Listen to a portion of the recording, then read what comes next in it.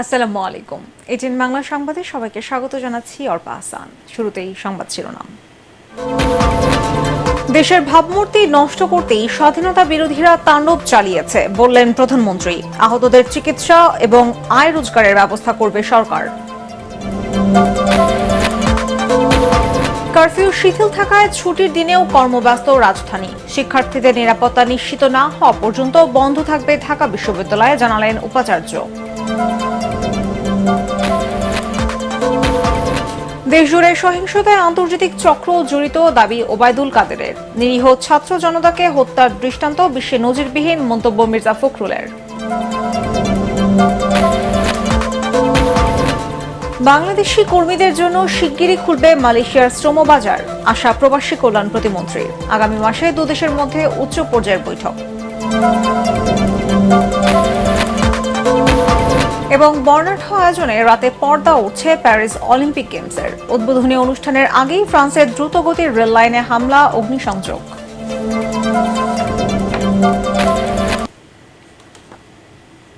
শুনছিলেন সংবাদ শিরোনাম, এবারে বিস্তারিত। কোটা আন্দোলনে ভর করে বিভিন্ন সেবামূলক প্রতিষ্ঠানে যারা ধ্বংসযজ্ঞ চালিয়েছে তাদের খুঁজে বের করতে দেশবাসীর সহযোগিতা চেয়েছেন প্রধানমন্ত্রী শেখ হাসিনা। রামপুরায় ক্ষতিগ্রস্ত বিটিভি ভবন পরিদর্শন শেষে তিনি বলেন, বহির্বিশ্বে দেশের ভাবমূর্তি নষ্ট করতে স্বাধীনতা বিরোধীরা ধ্বংসযজ্ঞ চালাচ্ছে। পরে ঢাকা মেডিকেলে চিকিৎসাধীন আহতদের দেখতে গিয়ে প্রধানমন্ত্রী জানান, দলমত নির্বিশেষে সবার চিকিৎসা ও আয় রোজগারের ব্যবস্থা করবে সরকার। বিস্তারিত জানাচ্ছেন সৈয়দ রিয়াজ। সম্প্রতি কোটা সংস্কার আন্দোলনের সহিংসতায় আহতদের চিকিৎসার খোঁজখবর নিতে ঢাকা মেডিকেল কলেজ হাসপাতালে গিয়ে প্রধানমন্ত্রী শেখ হাসিনা বলেন, বিএনপি ও জামাত শিবিরের মধ্যে কোনো দেশপ্রেম নেই, তারা মানুষকে মানুষ বলে মনে করে না জানিয়ে সরকার প্রধান বলেন, শিক্ষার্থীদের আন্দোলনে যারা আহত হয়েছেন তাদের দায়িত্ব নেবে সরকার। এবারও সেই পুলিশ মারা না, শুধু মেরে লাশ ঝুলিয়ে রাখা। আওয়ামী লীগের গাজীপুরের তাকে মেরে ঝুলিয়ে রাখা, এ কি বর্বরতা। আমি এটুকু বলতে পারি, চিকিৎসার জন্য যা যা প্রয়োজন সরকার করে যাচ্ছে এবং করবে। চিকিৎসা শেষে তাদেরকে অন্তত তাদের আয় রোজগার ব্যবস্থা যাতে হয় সেটাও আমরা করব। এর আগে সকালে রাজধানীর রামপুরায় বাংলাদেশ টেলিভিশন ভবনে শিক্ষার্থীদের আন্দোলনে ক্ষতিগ্রস্ত অংশ পরিদর্শন শেষে প্রধানমন্ত্রী শেখ হাসিনা বলেন, আন্দোলনের নামে বিএনপি জামাত 2013 থেকে 15 পর্যন্ত যে অগ্নিসন্ত্রাস চালিয়েছিল তার থেকে কয়েক গুণ ভয়াবহ এবারের তাণ্ডব। যারা এসবের সাথে জড়িত সারা বাংলাদেশের আনাচে গানাচে যে যেখানে আছে তাদের খুঁজে বের করুন, এবং তাদের শাস্তির ব্যবস্থা করার জন্য সহযোগিতা করুন। আমি দেশবাসীর কাছে সেই আহ্বান জানাই। বিশ্বব্যাপী মুক্তিযুদ্ধের ভাবমূর্তিকে ধ্বংস করতে শিক্ষা প্রতিষ্ঠান থেকে সারা বাংলাকে নরক বানাতে চিহ্নিত সন্ত্রাসীদের ঢাকায় এনে জড়ো করা হয়েছিল বলে মন্তব্য করেন সরকার প্রধান। এতদিনে এত কষ্টের ফসল সব শেষ করে দিতে চাচ্ছে, এটি হচ্ছে সবচেয়ে বড় কষ্ট। আমি দেশবাসীর কাছে এর বিচার চাই আর তাদের সহযোগিতা চাই। জনগণের কল্যাণে তিল তিল করে উন্নয়নের মাধ্যমে দেশকে যখন এগিয়ে নেওয়া হচ্ছে, তখন একের পর এক তাণ্ডবলীলা চালাচ্ছে যারা, তারা কি চায় তা জানতে চান প্রধানমন্ত্রী। এখনো আরো অনেক জায়গায় টেলিফোন করে বলছে ওখানে আন্দোলন করো। এটা কিসের জন্য এই ধরনের আচরণ করা হচ্ছে, এটাই আমার প্রশ্ন। সাজাপ্রাপ্ত আসামি মুচলেখা দিয়ে দেশ ছেড়ে এখন দেশ ধ্বংস, আর জামাত আর শিবির এরা তো সবসময় স্বাধীনতা বিরোধী, যারা এদেশের মানুষের রুজির উপরে হাত দিয়েছে, রুজির পথ বন্ধ করে দিয়েছে, তাদের বিচার জনগণকেই করতে হবে, কারণ এদেশের জনগণই একমাত্র শক্তি। এক দফা নিয়ে আন্দোলনরত শিক্ষার্থীদের দাবি দিন দিন বাড়ছে বলেও জানান প্রধানমন্ত্রী। সৈয়দ রিয়াজ, এটিএন বাংলা, ঢাকা। দিনে কারফিউ শিথিল থাকায় পুরনো চেহারায় ফিরেছে রাজধানী। জীবন জীবিকার তাগিদে বাইরে বের হচ্ছেন মানুষ, তবে চাপা ক্ষোভ আছে নগরবাসীর মনে। আগামীকালও রাজধানী সহ গাজীপুর, নারায়ণগঞ্জ ও নরসিংদীতে সকাল 8টা থেকে বিকেল 5টা পর্যন্ত শিথিল থাকবে কারফিউ। এদিকে শিক্ষার্থীদের নিরাপত্তা নিশ্চিত না হওয়া পর্যন্ত ঢাকা বিশ্ববিদ্যালয় বন্ধ থাকবে বলে জানিয়েছেন বিশ্ববিদ্যালয়ের উপাচার্য এএসএম মাকসুদ কামাল। রিপোর্ট করছেন মুস্তাফিজুর রহমান। পরন্ত বিকেল, রাজধানীর কারওয়ান বাজার এলাকা। যানবাহন চলাচল, নগরবাসীর কর্মব্যস্ততা প্রায় সবই চলছে আপন গতিতে। তবে চলমান পরিস্থিতি নিয়ে কারো কারো মাঝে আছে চাপা ক্ষোভ। এটা তো অবশ্যই চাই না কারফিউ। সুস্থ শান্তিপূর্ণভাবে জীবনযাপন করতে, এরকম অস্থির বাংলাদেশ আমরা চাই না। বিকেল গড়াতেই রাজধানী জুড়ে কমে আসে যান চলাচল ও মানুষের আনাগোনা। 5টার পর থেকে বিভিন্ন পয়েন্টে আইন শৃঙ্খলা বাহিনীর সাথে অবস্থান নেয় সেনা সদস্যরাও। কোথাও কোথাও সাজোয়া যান নিয়ে নিরাপত্তা জোরদার করে সেনাবাহিনী। কারফিউ পরিস্থিতিতে সবচেয়ে বেশি বিপাকে পড়েন খেটে খাওয়া মানুষ। জানান পরিবার নিয়ে হিমশিম খাচ্ছেন তারা। আগে আমার যা বেচা কিনে হইতে হইতে আমার মোটামুটি সংসার চলতো, মনে করেন 500-600 টাকা থাকতো, আর এখন 200-300 টাকার বেশি থাকে না। আর এখন যে পরিস্থিতি, গাড়ি জমা দিবেন কি আর খাবেন কি। এদিকে দেশের পরিস্থিতি সম্পূর্ণ স্বাভাবিক না হওয়া পর্যন্ত বিশ্ববিদ্যালয় খুলে দেওয়ার পক্ষে নন ঢাকা বিশ্ববিদ্যালয়ের উপাচার্য। সেই মুহূর্তে শিক্ষার্থীদের নিরাপত্তা, সেটি ছিল আমাদের কাছে গুরুত্বপূর্ণ, এবং যা আমরা প্রশাসন থেকে আমরা আলাপ আলোচনা করেই শিক্ষার্থীদের নিরাপত্তাকে প্রায়োরিটি দিয়েই আমরা আমাদের বিশ্ববিদ্যালয়ে পদক্ষেপগুলো নিয়েছি। সাপ্তাহিক ছুটির দিন হয়, রাস্তায় মানুষের উপস্থিতি কম থাকলেও কারফিউ পরিস্থিতির কারণে নগরীতে সতর্ক অবস্থায় রয়েছে সেনাবাহিনী। শনিবারও রাজধানীসহ গাজীপুর, নারায়ণগঞ্জ ও নরসিংদীতে সকাল 8টা থেকে বিকেল 5টা পর্যন্ত কারফিউ শিথিল থাকবে। এমন প্রেক্ষাপটে কি হচ্ছে, কি হবে, এসব নিয়ে নানা ভাবনা আছে সাধারণ মানুষের। নিজেদের মতো করে সমীকরণ মেলাচ্ছেন তারা। তবে সবকিছু ছাপিয়ে দেশের অস্থিতিশীল পরিস্থিতি শান্ত হোক, এমন বাসনা সবার। মুস্তাফিজুর রহমান, এটিএন বাংলা, ঢাকা। কোটা আন্দোলনের সহিংসতায় দেশীয় সন্ত্রাসীদের সাথে আন্তর্জাতিক চক্র জড়িত বলে দাবি করেছেন আওয়ামী লীগ সাধারণ সম্পাদক ওবায়দুল কাদের। তিনি বলেন, ভিডিও ফুটেজ বিশ্লেষণ করে দেখা গেছে সাধারণ শিক্ষার্থীরা সহিংসতায় জড়িত ছিল না। ধানমন্ডিতে আওয়ামী লীগ সভাপতির রাজনৈতিক কার্যালয়ের সংবাদ সম্মেলনে এসব কথা বলেন ওবায়দুল কাদের। রিপোর্ট করছেন মিজান শাহজাহান। রাজনৈতিকহীন স্বার্থ চলমান পরিস্থিতি নিয়ে কথা বলতে এই সংবাদ সম্মেলনের আয়োজন করে আওয়ামী লীগ।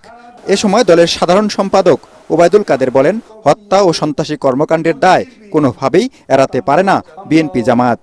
সহিংসতার ভিডিও ফুটেজ বিশ্লেষণ করে সহজে বোঝা যাচ্ছে এসব সহিংসতায় কোনো সাধারণ শিক্ষার্থী অংশ নেয়নি।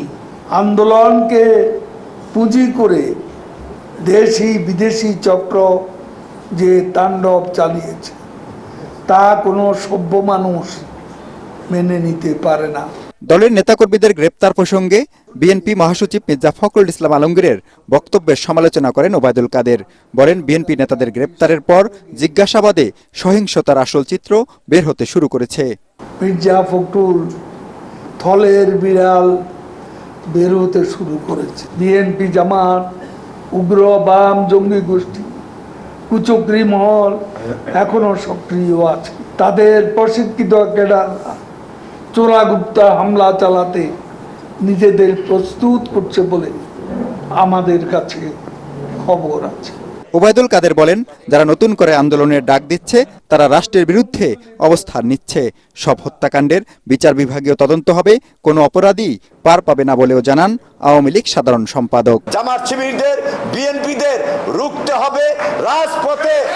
এদিকে বিকেলে বিশেষ প্রতিনিধি সভা করে ঢাকা মহানগর উত্তর আওয়ামী লীগ। তেজগাঁও কার্যালয়ে অনুষ্ঠিত সভায় নাশকতাকারীদের দমনে থানা, ওয়ার্ড ও ইউনিট নেতাকর্মীদের প্রস্তুতি নেওয়ার নির্দেশ দেন মহানগর সভাপতি ও সাধারণ সম্পাদক।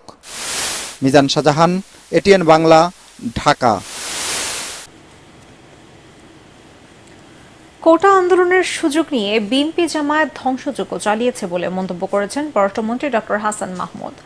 সকালে জাতীয় প্রেস ক্লাবে এক অনুষ্ঠানে তিনি বলেন, সাধারণ শিক্ষার্থীদের আন্দোলনকে পুঁজি করে যারা জ্বালাও পোড়াও করেছে তাদের ছাড় দেওয়া হবে না। বাইরে থেকে কেউ যেন সাধারণ শিক্ষার্থীদের ব্যবহার করতে না পারে সে বিষয়ে ছাত্র আন্দোলনের সমন্বয়কারীদের সচেতন থাকার আহ্বান জানান পররাষ্ট্রমন্ত্রী। বিএনপি জামায়াতকে সন্ত্রাসী সংগঠন দাবি করে তিনি বলেন, তারেক রহমানের নির্দেশে দেশব্যাপী সরকারি স্থাপনায় হামলা ও সহিংসতা চালিয়েছে তারা। আমরা প্রথম থেকে বলে এসেছিলাম সর্বোচ্চ আদালতের মাধ্যমেই এই সমস্যার সমাধান হবে। সর্বোচ্চ আদালতের মাধ্যমে সমাধান হয়েছে। যদি একটু ধৈর্য ধরা হতো তাহলে তো এই বিএনপি জামাত জঙ্গি গোষ্ঠী দেশবিরোধী অপশক্তি তারা এই সুযোগটা পেত না। এটি সবাইকে বুঝতে হবে, ছাত্র নেতাদেরও এটি অনুধাবন করতে হবে। শিক্ষার্থীদের আন্দোলন দমনে সরকার নিরীহ ছাত্র জনতাকে হত্যার যে বর্বর দৃষ্টান্ত স্থাপন করেছে তা বিশ্বে নজিরবিহীন বলে মন্তব্য করেছেন বিএনপি মহাসচিব মির্জা ফখরুল ইসলাম আলমগীর।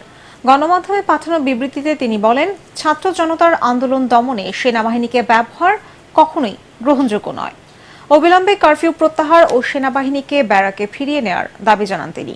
বিবৃতিতে বলা হয়, ক্ষমতায় টিকে থাকতে যে সরকার নির্মমভাবে নিরীহ মানুষকে হত্যা করে এবং রাষ্ট্রীয় সম্পদ ও স্থাপনা রক্ষা করতে পারে না, তাদের ক্ষমতায় থাকার অধিকার নেই। মির্জা ফখরুল বলেন, সরকার নিজেদের অপকর্ম আড়াল করতেই সারা দেশে ব্লক রেইডের নামে বিএনপি নেতাকর্মীদের গণগ্রেফতার করছে। ছাত্র আন্দোলন দমন করতে গিয়ে সংঘটিত হতাহতের তথ্য প্রকাশ ও গ্রেফতার নেতাকর্মীদের মুক্তির দাবি জানান বিএনপি মহাসচিব।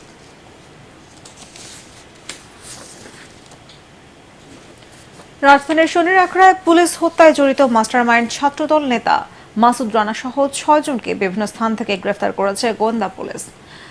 সাম্প্রতিক সহিংসতায় নিহত 3 পুলিশ সদস্যকে পরিকল্পিতভাবে টার্গেট করে হত্যা করা হয়েছে বলে জানান ডিবির অতিরিক্ত কমিশনার হারুনুর রশিদ।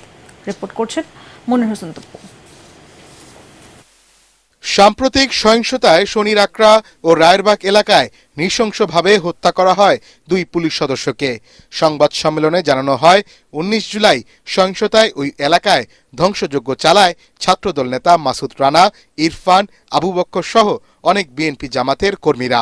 এ সময় মোটরসাইকেল আরোহী এক পুলিশ সদস্যকে ছাত্রদল নেতা মাসুদের নেতৃত্বে পিটিয়ে হত্যা করে ঝুলিয়ে রাখা হয়। নিহত ওই পুলিশ সদস্যের নাম এএসআই মোহাম্মদ মুক্তাদির। শুভ, সাগর, লিটন, ইরফানের সাথে একজন, আশেপাশের লোকজন এবং আমার সাথে থেকে যারা ছিল, আমাদের হাতে লাঠি ছিল এবং সবাই মিলে ওই লোকটার গায়ে আমরা আঘাত করি। ইরফান বেড়াতে কাঠ ছিল, তারপর আশেপাশে যা ছিল সবার কাঠ, লাঠি, বাঁশ ছিল। তো সাথে সাথে পুলিশকে ঘেরাও দিয়ে সবাই পিটিয়ে পুলিশকে হত্যা করে ফেলেছে। পুলিশের মনোবল ভাঙার জন্যই পরিকল্পিতভাবেই পুলিশ সদস্যদের হত্যা করা হয় বলে জানিয়েছে ডিবি। একটা রাষ্ট্রকে অকার্যকর করার জন্য একটি চক্র সবসময় গোলাপানিতে মাছ শিকার করে অকার্যকর রাষ্ট্রে পরিণত করতে চায় একটি চক্র। তারা বারবারই ব্যর্থ হচ্ছে পুলিশের কারণে, যার কারণে তারা এখন পুলিশকেই তারা টার্গেট করেছে।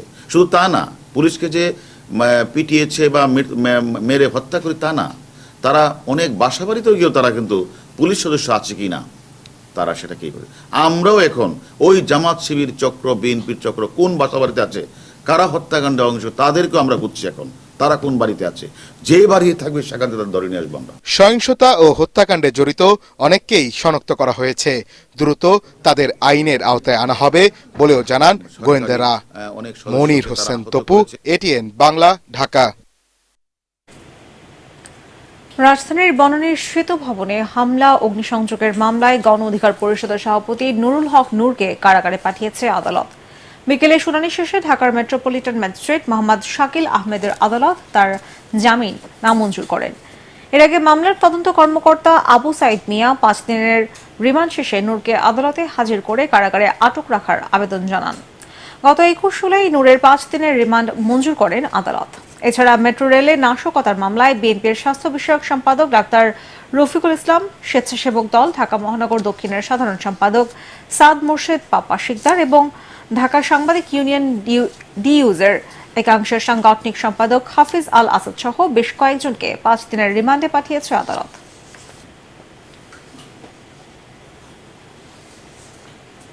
সাম্প্রতিক সহিংসতায় হতাহতদের জন্য সারা দেশে মসজিদে মসজিদে বিশেষ দোয়া মাহফিল অনুষ্ঠিত হয়েছে। বাইতুল মোকাররম জাতীয় মসজিদে জুম্মার নামাজের পর মোনাজাতে নিহতদের আত্মার মাগফিরাত এবং আহতদের দ্রুত সুস্থতা কামনা করা হয়। যে কোনো নাশকতামূলক কর্মকাণ্ড প্রতিরোধে বাইতুল মোকাররমের চারপাশে সেনাবাহিনীর পাশাপাশি বিজিবি ও পুলিশ সদস্যদের সতর্ক অবস্থান ছিল। এছাড়া আগামী রোববার দেশের সব মন্দির, প্যাগোডা ও গির্জায় বিশেষ প্রার্থনা অনুষ্ঠিত হবে।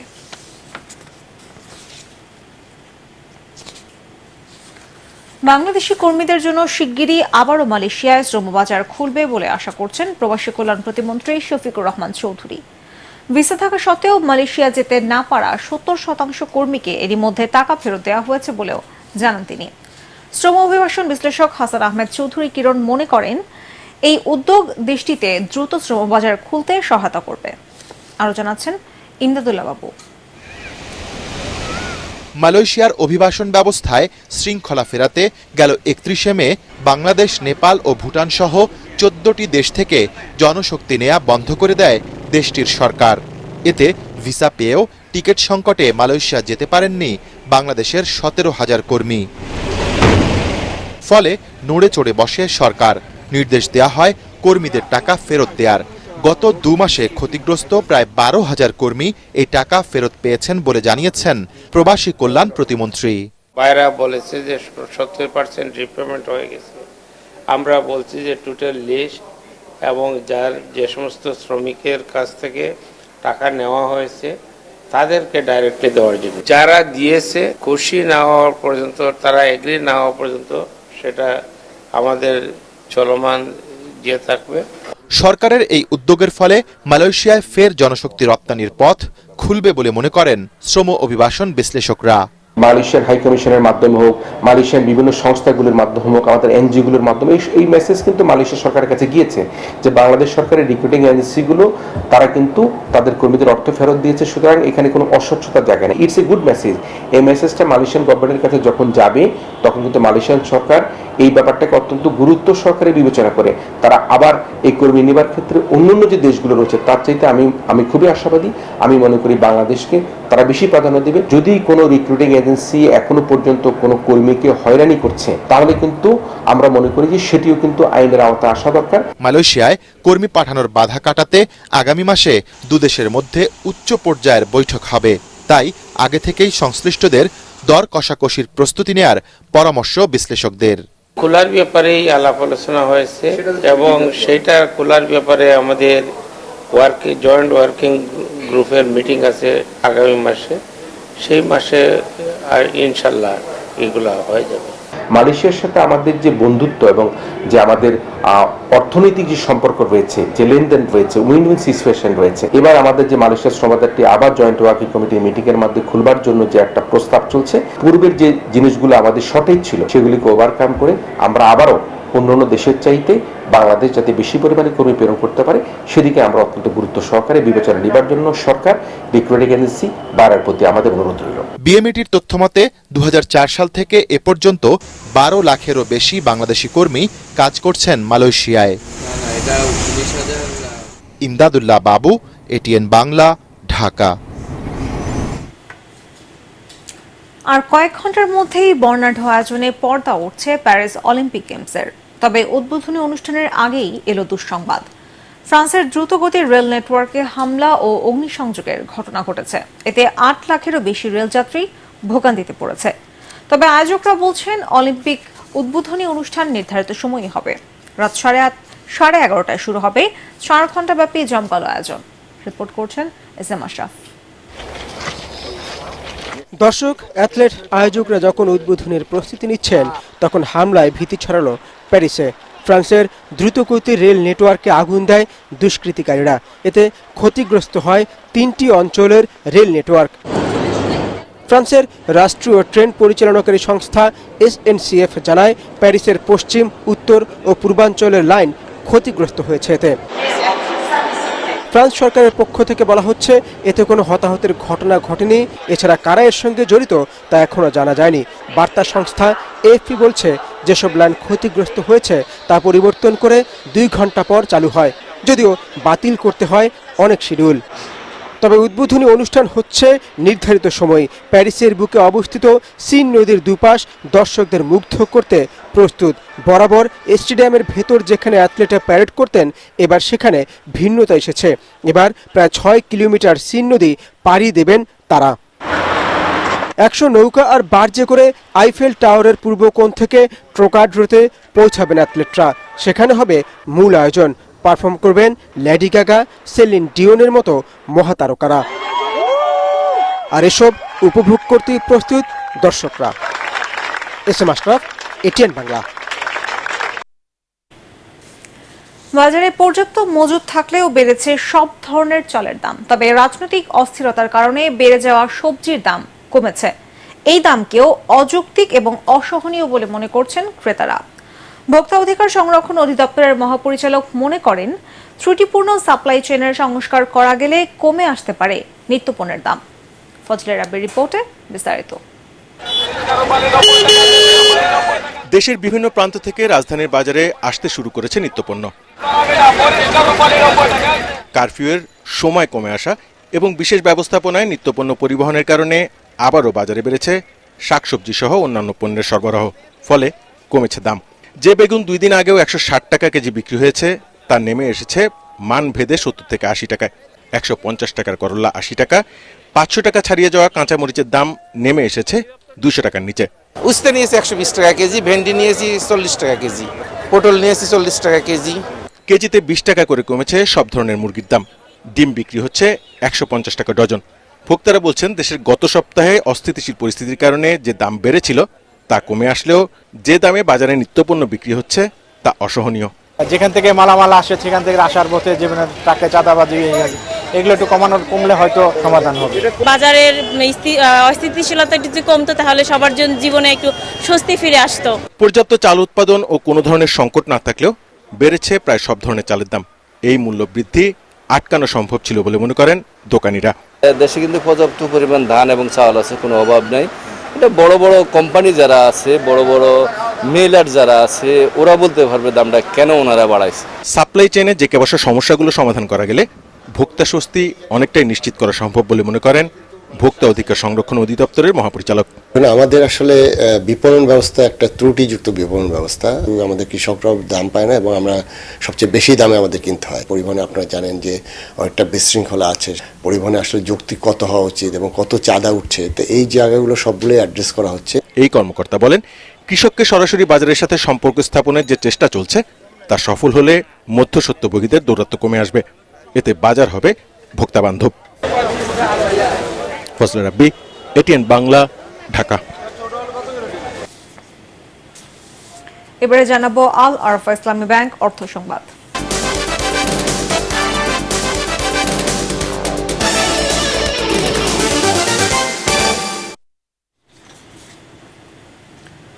দেশের অর্থনীতির লাইফলাইন খ্যাত ঢাকা চট্টগ্রাম মহাসড়কে যাতে কোনো ধরনের নাশকতা না হয়, এজন্য সবাইকে একযোগে কাজ করার আহ্বান জানিয়েছে চট্টগ্রাম চেম্বার অব কমার্স।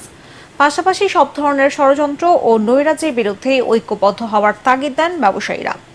নগরীর আগ্রাবাদস্থ ওয়ার্ল্ড ট্রেড সেন্টারে আয়োজিত মতবিনিময় সভায় চেম্বার সভাপতি ওমর হাজ্জাজের সভাপতিত্বে বক্তব্য রাখেন সংসদ সদস্য এম এ লতিফ, চট্টগ্রাম বিভাগীয় কমিশনার তোফায়েল ইসলাম, চট্টগ্রাম মেট্রোপলিটন পুলিশের কমিশনার সাইফুল ইসলাম, জেলা প্রশাসক আবুল বাশার মোহাম্মদ ফখরুজ্জামান, কাস্টমস হাউসের যুগ্ম কমিশনার মোহাম্মদ তারিক হাসান, চট্টগ্রাম বন্দরের পরিচালক এনামুল করিম, বিজিএমই এর প্রথম সহ সভাপতি সৈয়দ নজরুল ইসলাম সহ ব্যবসায়ী নেতারা। এবারে আন্তর্জাতিক সংবাদ।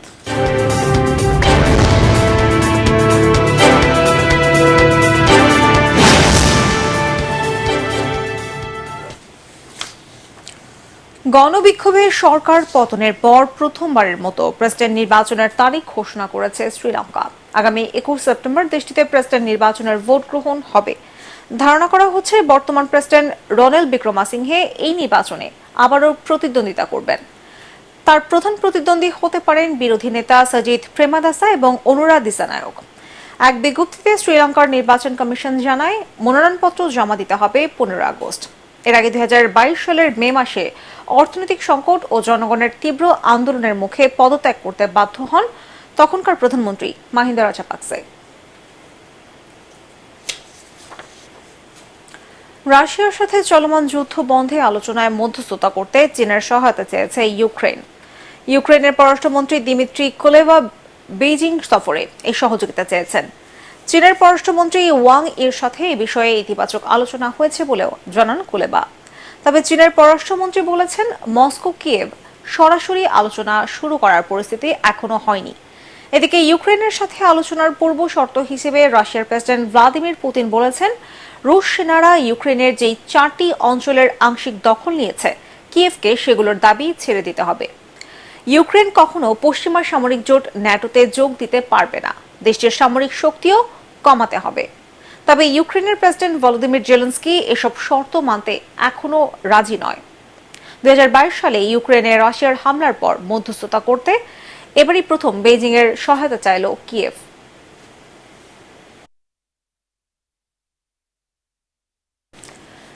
নরসিংদী কারাগার থেকে পালানো জঙ্গি জুয়েল ভুঁইয়াকে গাজীপুর থেকে গ্রেফতার করেছে পুলিশ। কাপাসিয়ার বড়ুয়া এলাকা থেকে তাকে গ্রেফতার করে নরসিংদী জেলা গোয়েন্দা পুলিশ। গ্রেফতার জঙ্গিরা জুয়েল নরসিংদীর শিবপুর উপজেলার কাজীরচর গ্রামের মোহাম্মদ আবুল ভুঁইয়ার ছেলে। এ নিয়ে পালিয়ে যাওয়া 9 জঙ্গির মধ্যে 2 নারী সহ 4 জনকে গ্রেফতার করা হয়। সকালে নরসিংদীতে সংবাদ সম্মেলনে এসব তথ্য জানান জেলা পুলিশ সুপার মোস্তাফিজুর রহমান।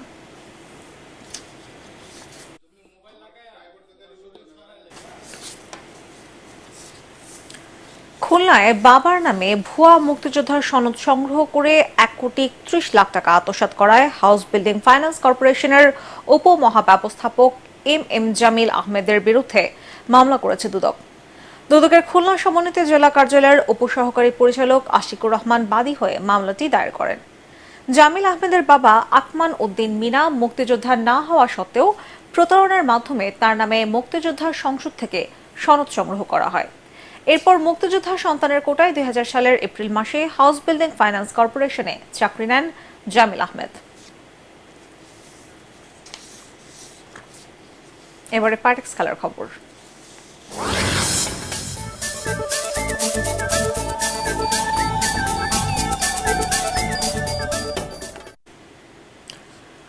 ডাম্বুলায় নারী টি-20 এশিয়া কাপে বাংলাদেশকে 10 উইকেটে হারিয়ে ফাইনালে উঠেছে ভারত। টস জিতে ব্যাটিংয়ে নেমে পাওয়ার প্লেতে 3 উইকেট হারায় টাইগার্সরা।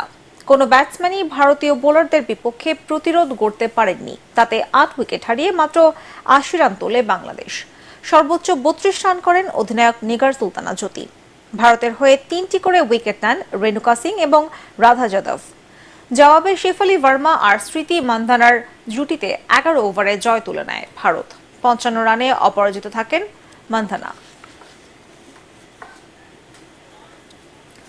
থিম্পুতে দ্বিতীয় প্রীতি ফুটবল ম্যাচে আগামীকাল ভুটানের বিপক্ষে মাঠে নামবে বাংলাদেশের মেয়েরা। এর আগে প্রথম খেলায় স্বাগতিকদের সাগরিকার হ্যাট্রিকে 5-1 গোলে উড়িয়ে দেয় সাবিনা খাতুনরা। অক্টোবরে নেপালের কাঠমান্ডুতে নারী সাফ চ্যাম্পিয়নশিপকে সামনে রেখে আন্তর্জাতিক এই ম্যাচের আয়োজন করে Bangladesh football federation. English coach Peter বাটলারের অধীনে প্রথমবারের মতো কোনো ম্যাচ খেলছে মেয়েরা, তাই শিশুদের দেখে নেওয়ারও সুযোগ পাচ্ছেন তিনি। চাংলিংধাম স্টেডিয়ামে সন্ধ্যা 6টায় মাঠে নামবে দু দল।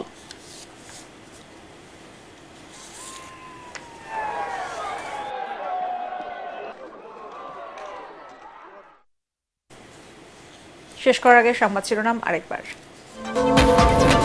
দেশের ভাবমূর্তি নষ্ট করতেই স্বাধীনতা বিরোধীরা তাণ্ডব চালিয়েছে বললেন প্রধানমন্ত্রী। আহতদের চিকিৎসা এবং আয় রোজগারের ব্যবস্থা করবে সরকার। কারফিউ শিথিল থাকায় ছুটির দিনেও কর্মব্যস্ত রাজধানী। শিক্ষার্থীদের নিরাপত্তা নিশ্চিত না হওয়া পর্যন্ত বন্ধ থাকবে ঢাকা বিশ্ববিদ্যালয়, জানালেন উপাচার্য। দেশজুড়ে সহিংসতায় আন্তর্জাতিক চক্র জড়িত, দাবি ওবায়দুল কাদেরের। নিরীহ ছাত্র জনতাকে হত্যার দৃষ্টান্ত বিশ্বে নজিরবিহীন, মন্তব্য মির্জা ফখরুলের। বাংলাদেশি কর্মীদের জন্য শিগগিরই খুলবে মালয়েশিয়ার শ্রম বাজার, আশা প্রবাসী কল্যাণ প্রতিমন্ত্রীর। আগামী মাসে দুই দেশের মধ্যে উচ্চ পর্যায়ের বৈঠক।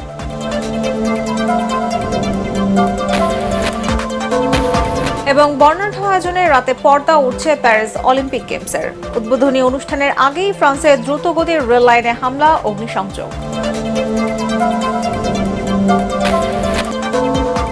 পরবর্তী সংবাদ দেখার আমন্ত্রণ জানিয়ে এখনকার মতো শেষ করছি। এটিএন বাংলার সংবাদ ইউটিউবে দেখতে ব্রাউজ করুন youtube.com/ATN Bangla News। ধন্যবাদ সবাইকে।